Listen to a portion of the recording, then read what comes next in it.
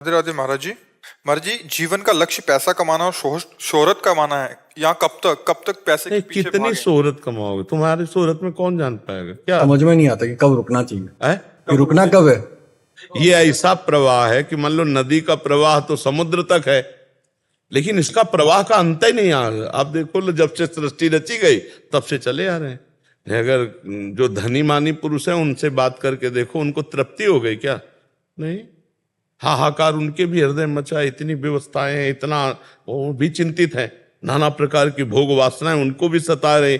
इसका अंत नहीं है। जो 1 लाख रुपया चाहता है उसको मिल जाए 1 लाख रुपया तो करोड़ की कामना जाएगा, करोड़ तो अरब, अरब तो खरब, तो बढ़ता चला जाएगा। ये माया है, इससे कभी तृप्ति नहीं होने वाली, कभी तृप्ति होने वाली नहीं। तृप्ति तभी होगी जब संतोष धन, संतोष आ जाए। बस जैसे भगवान चला रहे हैं, जितने में आ रहा ठीक है, राधा राधा राधा राधा, वो बढ़िया चैन से सोएगा और आनंद में जीवन, और परलोक भी उसका बन जाएगा। और जो यहाँ भूत बने रुपया में केवल लगे, भगवान का भजन नहीं करते, दुर्गति पक्की। क्योंकि जब तक भजन नहीं होगा, बुद्धि शुद्ध नहीं होगी, तो पापाचरण होगा, पापाचरण होगा तो दुर्गति हो जाएगी। कभी किसी को तृप्ति नहीं हो सकती, किसी भी भोग में, किसी भी विषय में, संसार के किसी भी भोग में तृप्ति नहीं हो सकती। आप कोई भोग बताओ जिसको भोगने के बाद ऐसा लगे कि अब नहीं भोगना है, और भोगे और भोगे और भोगे। बैंक बैलेंस, खर्चा नहीं हो रहा, खर्चे से कई गुना बैंक बैलेंस अधिक है, लेकिन वो चिंतित है क्योंकि उसके सामने वो आदमी दिखाई दे रहा है जो उससे कई गुना बैंक बैलेंस किए हुए है। वो आदमी दिखाई दे रहा है जो कई गुना उससे भोग सामग्री एकत्रित किए हुए है। हमें लगता है कि जब तक गजधन, गोधन, बाजधन ये सब एकत्रित हो गया, लेकिन संतोष धन नहीं, तो फिर जब आवे संतोष धन, सब धन धूरी समान। संतोष आ जाए, संतोष आ गया, कामनाएं शांत होने लगेंगी। बिन संतोष न काम न साही, और अछत काम सुख सपने उड़ाए। जब तक कामनाएं तब तक शांति कभी मिल ही नहीं सकती। देखो हमारी कामनाएं कैसी हैं। एक गरीब आदमी का लड़का स्कूल जाया करता था, तो उसने एक दिन देखा कि एक बगल से साइकिल से निकला, वो पैदल जाया कर। उसने अपने पिताजी से कहा कि मुझे साइकिल ला दो, बालक है, व्यवस्था की, साइकिल ला दो। अब कुछ थोड़ा समय व्यतीत हुआ, साइकिल से जा रहा तो बगल से एक मोटरसाइकिल से निकला विद्यार्थी। उसने देखा साइकिल में बड़ा श्रम करना पड़ता है, इसमें तो बस पिताजी से बहुत हट किया कि मुझको मोटरसाइकिल एन केन प्रकारेण उसने व्यवस्था की। कुछ समय बाद देखा कि पानी गिर रहा, मोटरसाइकिल में भींज रहा, बगल में कार बंद शीशे की। तो उसने कहा ये कितनी बढ़िया है, इसमें तो घर में जैसे बैठो, पानी नहीं भींजना ऐसा। पिताजी से कहते उसका काम देखो, किसान आदमी, कहाँ से तुम्हारी व्यवस्था, पर बहुत बहुत हट किया। उसने खेती आदि बेच करके जैसा भी अपने पुत्र के दुलार के लिए उसने एक कार छोटी सी ले दी। कई दिन व्यतीत हुए, कार में जा रहा था, जाम में फंसी हुई थी। ऊपर से देखा हेलीकॉप्टर जा रहा है। उसने पिताजी से कहा हेलीकॉप्टर, 4 थप्पड़ मारे, 4 थप्पड़ मारे, कार भी बेच दी, कहा पैदल चलो। हमें लगता है कि तृप्ति तो कहीं हो नहीं सकती। अगर हमारी कामनाओं की पूर्ति होती चली जाए तो तृप्ति तो कभी हो नहीं सकती, और आज तक किसी की नहीं हुई, ना धन से हुई ना भोगों से। अपने बेटे की 1000 वर्ष की आयु महाराज ययाति ने जवानी ली, अपनी तो भोगी भी, अपने बेटे की लेकर के भी भोगी, तो भी तृप्ति नहीं मिली भोगों में। तो उन्होंने लिखा कि विश्व के जितने भी भोग हैं भगवान से विमुख, इसलिए भगवान से विमुख कि अगर भगवान का भक्त है तो संतोष धन आ जाएगा उसको। सबसे भगवान से जो विमुख है, ऐसे एक पुरुष को पूरे विश्व के सब भोग दे दिए जाए तो भी वो तृप्त नहीं होने वाला।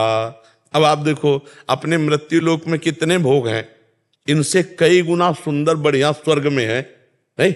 और ऐसी अप्सराओं का स्वामी देवराजेंद्र है, और देवराजेंद्र भी गौतम ऋषि की कुटिया में जाकर उनकी पत्नी से गलत भाव, जो चरित्र शास्त्र जानते, तो मतलब भोगों में तृप्ति नहीं है।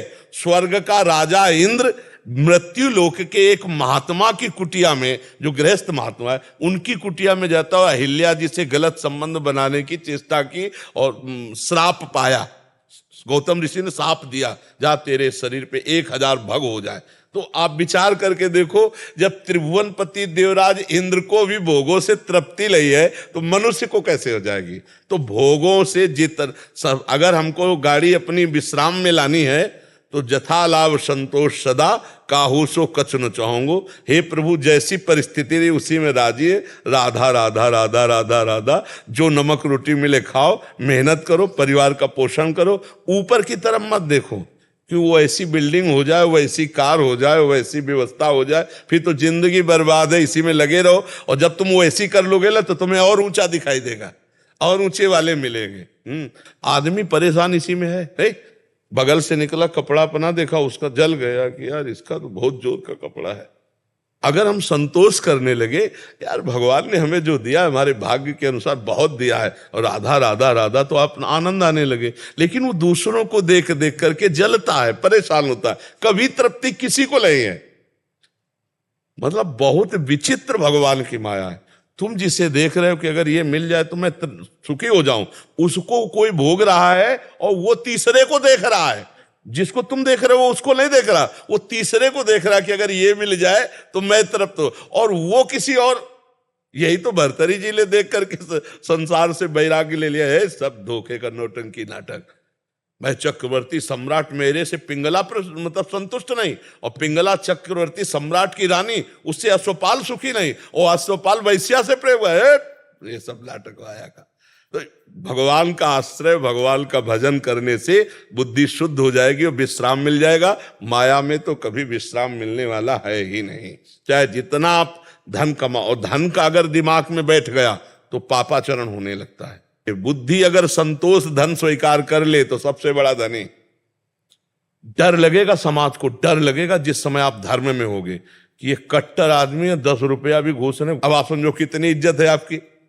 आप भले साइकिल से चलोगे लेकिन आपकी इज्जत कितनी है कि आपका बड़ा अधिकारी जो घूस लेता होगा वो भी आपसे डरेगा कि ये आदमी अपने बस चाहे निलंबित कर दो हम तुम्हारे इस। तो ये धर्म पूर्वक चलना, संतोष पूर्वक चलना, यही शांति का मार्ग है। और तो मुझे समझ में नहीं आता। और तो बढ़ते चले जाओ, हाँ जितना बढ़ते चले जाओगे माया है उतना ही बड़ा आपको दिखाई देती चली जाएगी।